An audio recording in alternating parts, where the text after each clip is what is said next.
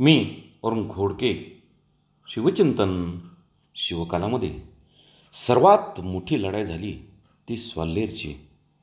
एका दिवसामध्ये एक दोन नाही, 10,000 सैनिक मारले गेले.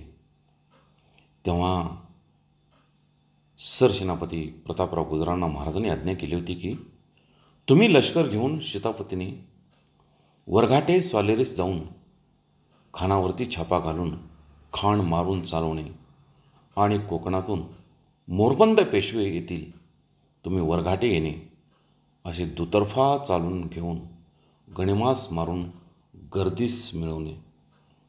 ही लढाई खासा इकलास खान, दारकोजी भोसले अशी मंडळी त्यावेळेला मराठ्यांच्या हाती लागली होती. यामध्ये पराक्रम केला तो पुणे जिल्ह्यातील वांगणी गावचा सूर्याव काकडे याने. त्याच्या पराक्रमाबद्दल सभासद व बकरीमध्ये वर्णन आले ते असे: सूर्यरावाने युद्ध थोर केले ते समयी जंबुऱ्याचा म्हणजे लहान तोफेचा गोळा लागून तो पडला. सुराव म्हणजे सामान्य योद्धा नव्हे, भारती जैसा कर्ण योद्धा त्याच प्रतिभेचा असा शूर पडला.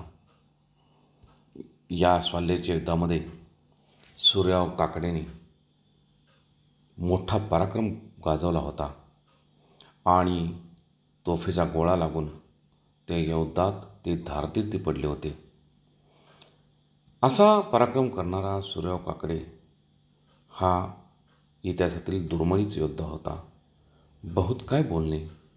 राम, कृष्ण, हरी